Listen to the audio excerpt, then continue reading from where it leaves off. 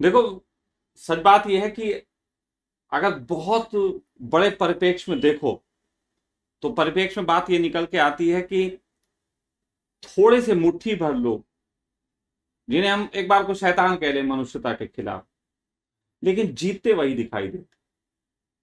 तो कभी इस पे भी तो चिंतन होना चाहिए कि ये क्यों जीत रहे हैं।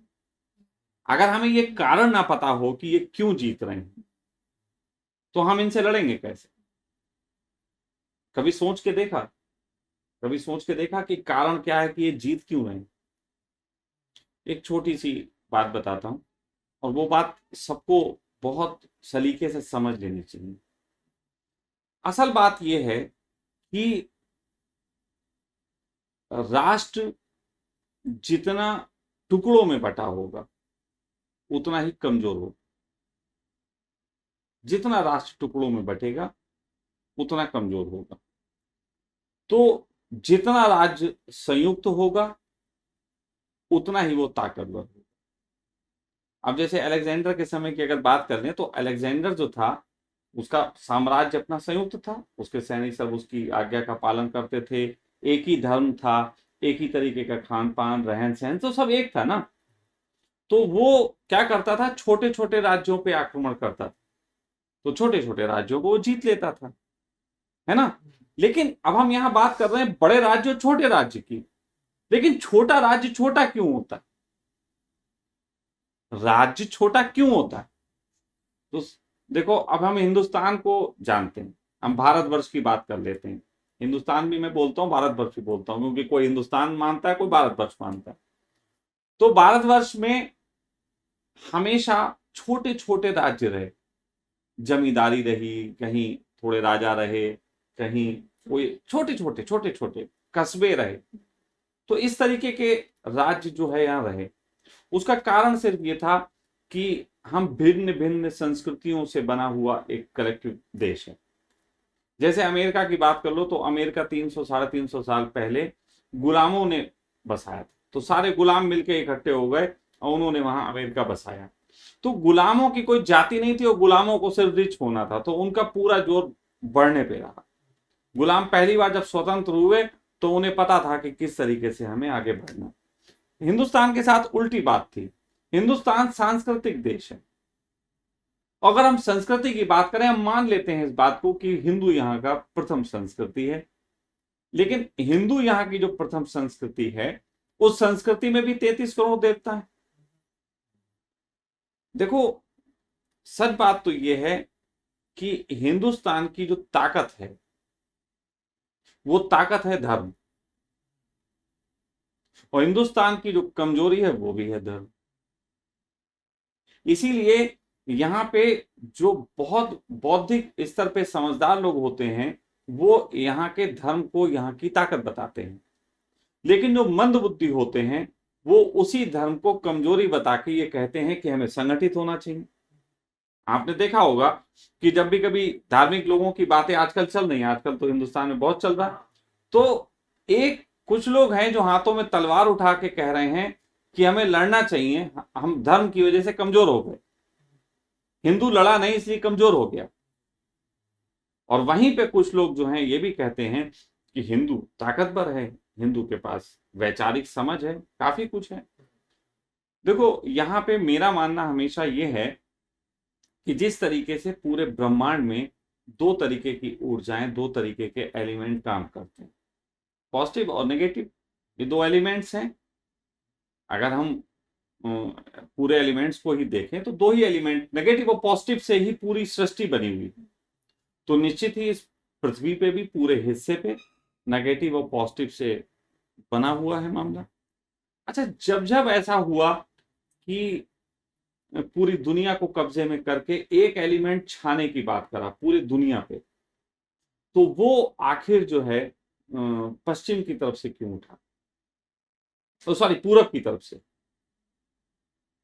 हम अगर सॉरी हम फिर यहाँ पे पूरा पश्चिम में उसमें हो रहे हैं, हम ये मान लें यूरोप की तरफ से, है ना, पश्चिम की तरफ से। एक तो पूरा पश्चिम का बड़ा झंझट हो जाता है, तो यूरोप की तरफ से जो है क्यों उठी बात, वहां पे ये उठा क्योंकि वहां मेटलर्जिस्टिक ज्यादा, और मैटर जो है वो छा जाना चाहिए। आत्मवान व्यक्ति आंख बंद करके अपने में बैठ जाता है, और मेटलरिस्टिक व्यक्ति जो है वो आंखें खोल के पूरी दुनिया पे कब्जा करने निकलता है। तो वहां से अलेक्जेंडर मिले, वहीं से इंग्लैंड ने पूरी दुनिया पे शासन किया। लेकिन गजब की बात यह रही कि दोनों बार ऐसा हुआ है कि भारतवर्ष में ही आके ये हारे, और भारतवर्ष से ही इनके खिलाफ माहौल बनना शुरू हुआ। भारतवर्ष से ही ये हुआ दोनों बार ही। इंग्लैंड के खिलाफ भी माहौल यहीं सबसे पहले क्रांति शुरू हो गई थी, विद्रोह की क्रांति 1857 में जो शुरू हो गई थी, वो यहीं दुनिया में सबसे पहले शुरू हुई थी। बाकी पूरी दुनिया जो है वो उनकी गुलामी को स्वीकार करके जीने लगी थी। ठीक है, तो ऐसी ही स्थिति देखो, पहली बार अलेक्जेंडर ने तलवार के बल पे किया, दूसरी बार व्यापार के बल पे किया। पहले तलवार, फिर व्यापार, है ना। तीसरी बार किस तल पे कर रहे हैं, तीसरी बार फिर उधर के ही आक्रांता किस बल पे पूरी दुनिया को कब्जा करने की कोशिश कर रहे हैं। तो उसमें गहरे से झांक के देखो तो वो कहीं ना कहीं ऋण है, ऋण के बल। ठीक है, लोन, लोन के बल पे पूरी दुनिया पे कब्जा करने की बात चल रही है।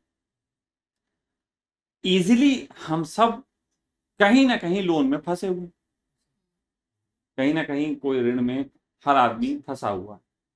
किसी ना किसी का उसे कुछ चुकता करना है, कुछ करना है, बैंकिंग है, कुछ भी उसने कुछ तो कर रखा है। मैं भी इतना बचने के बावजूद भी गाड़ी की कुछ किस्तें तो हैं ही,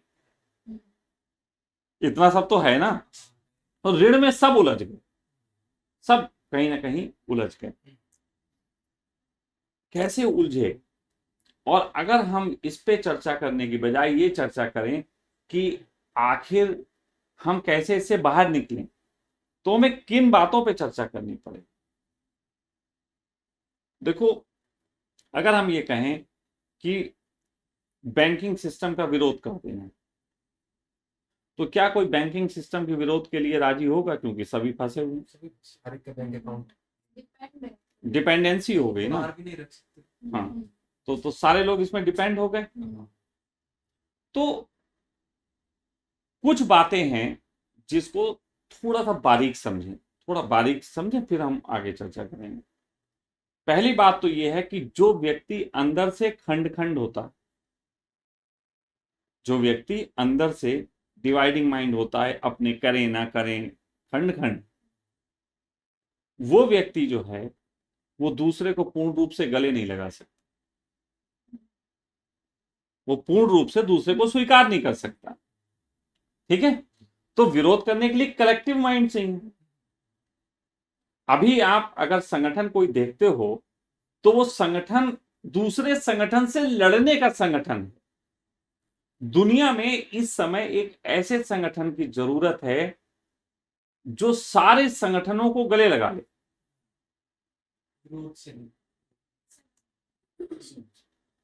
तो सारे संगठनों को गले लगा ले। और अभी तक दुनिया में संगठन जो बने हैं वो लड़ने के नाम पे बने हैं कि हमें लड़ना है। और बैंकिंग सिस्टम इतने सूक्ष्म रूप से घुसा है क्योंकि वो दिखाई नहीं देता कि लड़ना किससे है, और वो हमारी जिंदगी में ऑक्सीजन की तरह जरूरत हो गई है उसकी। तो जब तक हम एक कलेक्टिव माइंड करोड़ों अरबों लोगों का नहीं बनता कि ये गलत है, तब तक इससे बाहर नहीं निकला जा सकता। करोड़ों लोगों की तो बात छोड़ो, 5 आदमी को ढूंढना मुश्किल है जो 5 आदमी कहें कि बैंकिंग सिस्टम से हम पूर्णतः मुक्त हो जाएंगे। तो अगर 5 आदमी नहीं मिल सकते, यहां तक कि जैसे मैंने कहा कि अभी एक किताब जिन्होंने बैंकों का मायाजाल लिखी थी, जिन्होंने, मैं उनसे भी मिला हूं, तो अगर बात कहूं तो वो भी कहीं ना कहीं बैंकिंग सिस्टम को यूज करते हैं। बैंक का खाता उनका भी है, जबकि बैंकिंग सिस्टम की सारी कमियां वो जानते हैं। कमियां जानने से तो जीत नहीं हो रही ना, ये जान लेने से कि इस वजह से हमें दुख है, हम दुख से बाहर तो नहीं आ जाते, क्योंकि उसी दुख की आदत भी है। सामान्यतः एक आदमी अपनी पत्नी से दुखी है, लेकिन उसी पत्नी से उसे सुख भी मिल रहे हैं, तो छोड़े कैसे। तो कोई ऐसा विचार कोई ऐसी चीज जिससे सारे जुड़ सकें, कोई ऐसा संगठन जो किसी से लड़ाई की बात कर ही ना रहा हो। मैं एक पीएम में यही बात कर रहा हूं, हमें लड़ना नहीं है किसी से, हमें उन्हें समझाना है, हमें उन्हें अपनाना है, हमें उन्हें बताना है कि तुम हमारे जैसे हो। लेकिन अगर मैं कहूं कि 5 आदमी नहीं मिलते तो 5 लाख, 5 करोड़, 50 करोड़, 5 अरब कैसे मिलेंगे? तो पहले तो हम 5 आदमी पे चिंतन कर लें कि क्यों नहीं मिलते।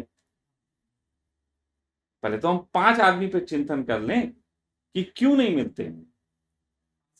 किस किस किस्म की बात नहीं, किस्म के नहीं, पहले तो 5 आदमी कोई से कहीं से उठा लो, कहीं से उठा लो। 5 आदमी इसलिए नहीं मिलते क्योंकि हर आदमी के अंदर खंड खंड चित्त को भरा गया। मतलब तुम्हारे अंदर चारों तरफ से जो साउंड्स आ रही हैं, चारों तरफ से जो साउंड्स आ रही हैं, उस साउंड में एक बात कॉमन है, और वो कॉमन बात ये है कि अच्छे और बुरे के साथ आ रही है। मतलब हालत ये है, भोजन के संबंध में तुम्हें टीवी पे ऐड आ रहे हैं, दिस भोजन इज गुड, दिस भोजन इज बैड। मतलब भोजन में भी गुड बैड, कपड़ों में भी गुड बैड, टीवी भी गुड बैड, मोटरसाइकिल भी गुड बैड, मतलब हर चीज गुड बैड। मतलब आपका ये वाला घर अच्छा है कि वो जो झोपड़ी बनती थी उसमें भी गुड बैड। इवन कि इतने गुड बैड भरे गए कि आप हर बात में गुड बैड के बीच सोच रहे हैं। जब आपके पास कोई व्यक्ति आता है तो आप उस व्यक्ति को स्वीकार कर पाओ, इसमें सबसे बड़ी दिक्कत जो आती है वो ये है कि वो ना जाने कौन सा गुड बैड लेके आ गया। जब आप किसी से मिलते हो तो आप मिलते हो दो सोच, अच्छा व्यक्ति या बुरा व्यक्ति। आप व्यक्ति से मिलते ही नहीं हो, आप हमेशा अच्छे या बुरे की तलाश में ही लगे रहते हो। वो आया था अच्छा था, वो आया था बुरा था, अच्छा बुरा, अच्छा बुरा, अच्छा बुरा। लेकिन ये अच्छे बुरे की सोच जो तुम्हारे अंदर भर रहे हैं, ये कौन कौन है, पहले इन पे भी चिंतन होना चाहिए। अच्छे बुरे की सोच तुम्हारे अंदर भरते हैं सबसे पहले नंबर पे धर्म, सबसे पहले नंबर पे धर्म, दूसरे नंबर पे आपकी राजनीति, तीसरे नंबर पे आपके जस्टिस, गुड बैड, यही 3 चीजें गुड बैड में सबसे ज्यादा भरते हैं। ठीक है, अब ये 3 चीजें सर्वोपरि हैं। जुडिशरी सिस्टम तीसरे नंबर पे, दूसरे नंबर पे राजनीति, और आपका सबसे ऊपर आ गया धर्म। ये 3 चीजें गुड बैड में तुम्हें पूरा भरे पड़े। ठीक, अब ये गुड बैड में भरे हुए हैं, जबकि तुम्हारा धर्म अलग है, तुम्हारा सबके धर्म अलग अलग है। ठीक है, तो आखिर कैसे तुम्हारे अंदर ये गड़बड़ हो गई? जब धर्म एक हो तो गुड बैड होने ही नहीं चाहिए। अब इतने सारे धर्म सबके अपने अपने हैं, तो गुड बैड कैसे आया, इस पे भी बात होनी चाहिए। दूसरी चीज ये भी है कि राजनीतिक में भी तुम सबके अपने अपने आइडियोलॉजी है, अलग अलग तुम्हारे नेता हैं पसंद के। इमाम भी कुछ चाहता है, दलितों का है। वही वही सबके अलग अलग नेता हैं। जुडिशरी सिस्टम एक ऐसी चीज है जिसमें वो किसी का नहीं है, लेकिन भरता जुडिशरी सिस्टम भी गुड बैड है। नैतिकता गुड बैड। तो अब गजब की बात यह है, सोचने समझने की बात, कि आखिर जो लोग हमें गुड बैड में हमें खंडित कर रहे हैं, एक एक व्यक्ति को गुड बैड में जो खंडित कर रहे हैं, वो सारे लोग जो हैं क्यों कर रहे हैं?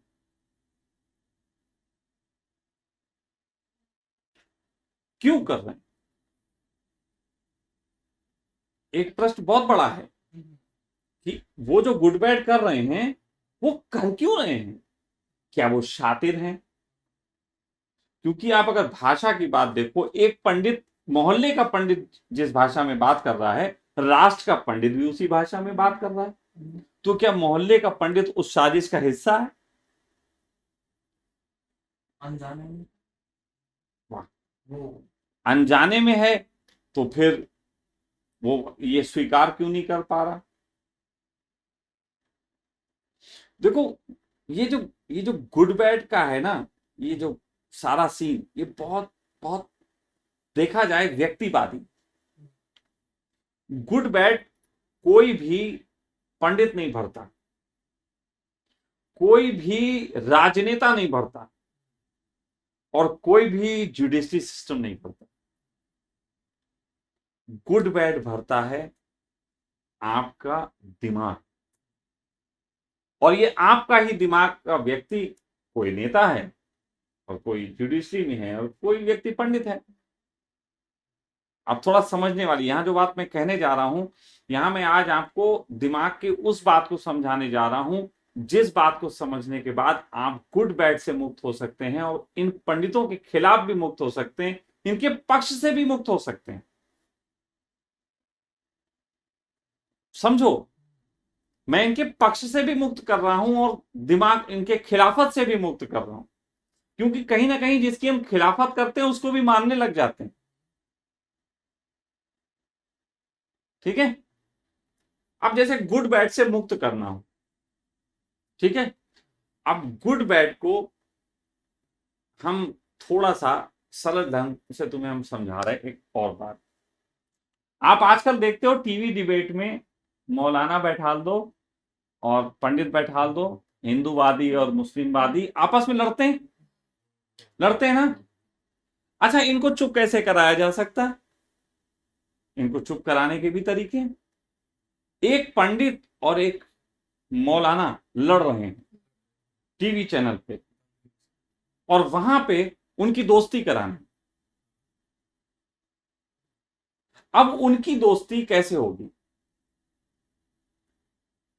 उनकी दोस्ती होगी, आप कह दो कि मौलाना जी ये बताइए कि क्या गे होना सही है? आप मौलाना को बोलो कि मौलाना जी बताइए क्या गे होना सही है? मौलाना कहेंगे बिल्कुल नहीं। पंडित, आप बताइए पंडित जी क्या गे होना ठीक है? ये भी नहीं बोले। और फिर आप बोलिए कि गे होना ठीक है, और अभी दोनों पंडित और मुस्लिम एक हो जाएंगे। इस बात पे एक हो गए। इस बात पे दोनों एक हो जाएंगे। दोनों ही एक नहीं होंगे, राजनेता भी एक हो जाए, ये दोनों एक हो जाए, बिल्कुल बिल्कुल ऐसा समझ लो। फिर ऐसा लगेगा पंडित जी में और मुल्ला में दोस्ती हो गई। अच्छा, केवल गे की बात नहीं है, आप अभी लव मैरिज पे बात कर दीजिए, एक हो जाएंगे। और तो छोड़िए, नशे पे और शराब पे बात कर लीजिए, एक हो जाएंगे। सेक्स पे लेके बात कर लीजिए कि लोगों को सेक्स की आजादी दी जानी चाहिए, फ्री सेक्स होना चाहिए, शादी से पहले मर अभी एक हो जाएंगे ना। मतलब ये मौलाना अलाना सारे लोग जो हैं एक हो जाएंगे। फ्री सेक्स की बात पे पंडित एक हो जाएगा, मौलाना एक हो जाएगा, अभी सारे झगड़े विवाद मिट जाएंगे। टीवी चैनलों पे डिबेट, मतलब ये पब्लिक के खिलाफ करने लगेंगे और ये अपने दोस्ती कर लेंगे। अभी ये ऐसे लगते हैं जैसे लड़ रहे हैं। ठीक है, तो गुड बैड की बात यहां पे भी आ गई कि पंडित एक तरफ, अभी गुड बैड तो चल रहा है ना, दीवारें तो हैं। अब पंडित एक तरफ हैं, हो गए। पहले पंडित गुड बैड में लड़ाई कर रहे थे, पंडित मौलाना, और जैसे ही तुमने कहा कि गे के ऊपर बात आई, वो अचानक एक हो गए। ठीक, जैसे ही प्रेम की बात आई, जैसे ही सेक्स की बात आई, जैसे ही शराब की बात आई, वो एक हो गए। ठीक, तो यानी कि पहले वो लड़ रहे थे और हमसे भी कह रहे थे लड़ो, और हम सब भी किसी एक को अपना मान के लड़ रहे थे। मतलब हम अब यहां पे पब्लिक एक तरफ रख लो और एक तरफ रख लो इनको, पंडितों और मौलानाओं को। ठीक है, तो पहले वो लड़ रहे थे और हम में लड़ाई डाल रहे थे, फिर ऐसा हो गया वो दोनों एक हो गए और हम लोग एक हो गए। ऐसा होने में अब ये बताओ गुड कौन हो, बैड कौन? किसकी सुन अब ये बताओ कि पंडित गुड है कि बैड है, या जो पब्लिक है वो गुड है और बैड? भीड़ जिधर ज्यादा हो जाएगी नॉर्मली। तो फिर खुद की पसंद, जो जिसको लव मैरिज पसंद होगा वो पब्लिक के साथ हो जाएगा, पंडित के साथ नहीं होगा। मतलब वापस से अपनी अपनी पसंद पे एक एक करके बोलो। कि जैसे अभी थोड़ी देर पहले तक तो धर्म के विषय में अपना अपना मत था, अपने अपने ग्रंथ की, है ना, जो अलग अलग दूसरे जिस कारण वो लड़ाई लड़ रहे हैं। अब इस ये वाली चीज में कौन से ऐसे पॉइंट आ गए उनके धर्म ग्रंथों में या उनकी विचारधारा में कि वो एक हो गए, उनका गुट कैसे एक हो गया? पहली बात तो ये है कि किसी भी धर्म के जो संस्थापक होते हैं, जैसे कि मुस्लिम धर्म में एक बार को हम मोहम्मद को माने, है ना, जैसे हिंदू धर्म में हम ब्रह्मा को माने, जो भी, वहां पे किसी ने भी अपनी तरफ से न सेक्स को बुरा कहा, गे को बुरा कहा, न शराब को बुरा कहा, न किसी को बुरा नहीं, किसी ने भी आज तक कहा ही नहीं। और अगर हम थोड़ी देर के लिए अभी जल्दी में जो धर्म 1400 साल पहले पैदा हुआ मुस्लिम धर्म, उसकी हम बात कर लें, जिसमें मोहम्मद साहब की हम बात कर लें, तो बहुत गहरे जानकार ये बता देते हैं स्पष्ट कि मोहम्मद साहब की मृत्यु के 100 साल बाद कुरान लिखी गई। मोहम्मद ने कुरान नहीं लिखी, मोहम्मद ने तो बोली, बोलने पे उन लोगों ने फिल्टराइज अपने तरीके से की। मोहम्मद तो हर बात अनपढ़ बताते हैं। तो ये सारी चीजें जो हैं वो समझनी पड़ेंगी। ठीक है, ये सारी चीजें समझनी पड़ेंगी। जब तक आप इन चीजों को समझोगे नहीं, इस जाल से बाहर नहीं आ सकते। अब जरा गुड बैड पे फिर से आ जाते हैं।